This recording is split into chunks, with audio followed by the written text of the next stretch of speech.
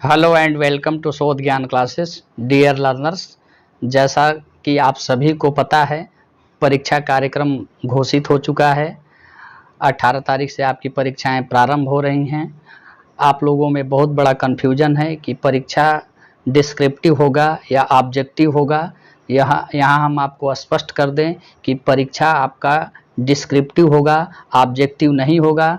Objective इसलिए नहीं होगा कि आपका जो पाठ्यक्रम है वह सीबीएसई पैटर्न पर आधारित नहीं है, क्योंकि प्रथम वर्ष कोरोना के कारण जल्दीबाजी में ऑब्जेक्टिव एग्ज़ाम करा लिया गया था।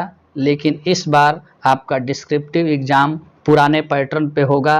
आज हम लोग हिंदी शिक्षण से संबंधित कुछ महत्वपूर्ण संभावित प्रश्नों को देखेंगे, जो परीक्षा के दृष्टिकोण से अत्यंत ही महत्वपूर्ण एवं उपयोगी हो सकते हैं। आइए देखते हैं। इसी क्रम में पहला प्रश्न को देखने से पहले आप देखिए, कुछ नोट लिखा हुआ है।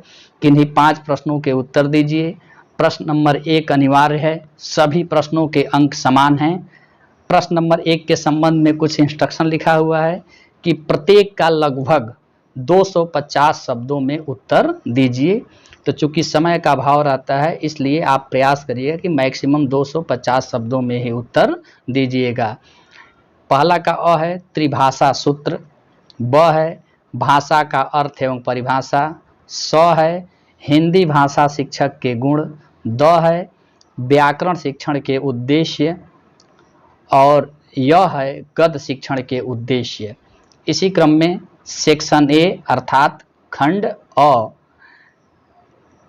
में कुछ इंस्ट्रक्शन दिया हुआ है। निम्नलिखित में से किन्हीं 2 प्रश्नों का उत्तर 1000 शब्दों में दीजिए।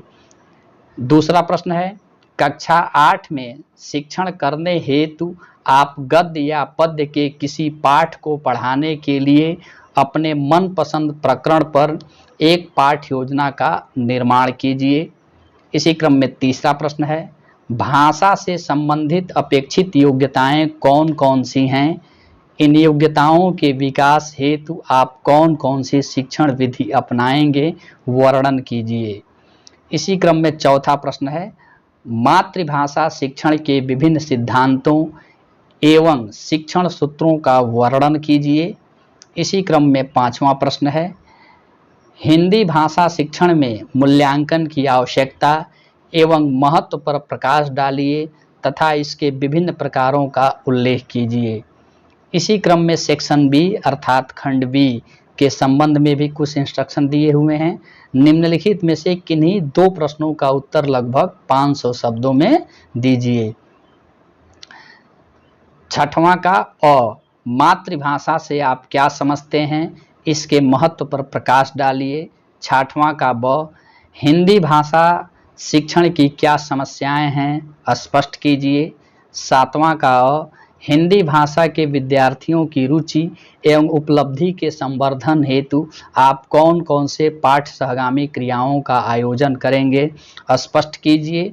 इसी क्रम में 7वां का ब है, हिंदी भाषा शिक्षण में सहायक सामग्री का वर्गीकरण करते हुए उसकी उपयोगिता लिखिए।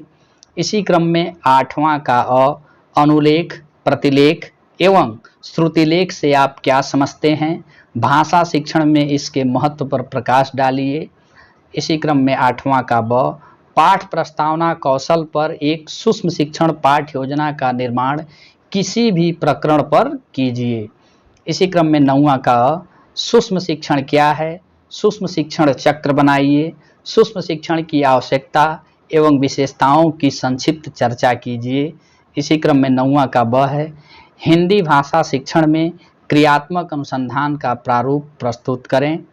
इसी क्रम में 10वां का ए, हिंदी भाषा शिक्षण में वर्तनी संबंधी दोषों का उल्लेख करते हुए उनमें सुधार हेतु उपाय सुझाएं। इसी क्रम में 10वां का ब है, हिंदी भाषा शिक्षण में वाचन का क्या महत्व है, सस्वर वाचन, आदर्श वाचन एवं मौन वाचन में अंतर स्पष्ट कीजिए। शोध ज्ञान क्लासेस को सुनने के लिए आप सभी का बहुत बहुत धन्यवाद। चैनल को लाइक, शेयर एवं सब्सक्राइब जरूर करें, ताकि परीक्षा से संबंधित आपको अपडेट लगातार प्राप्त होते रहें। परीक्षा की ढेर सारी शुभकामनाएं। धन्यवाद।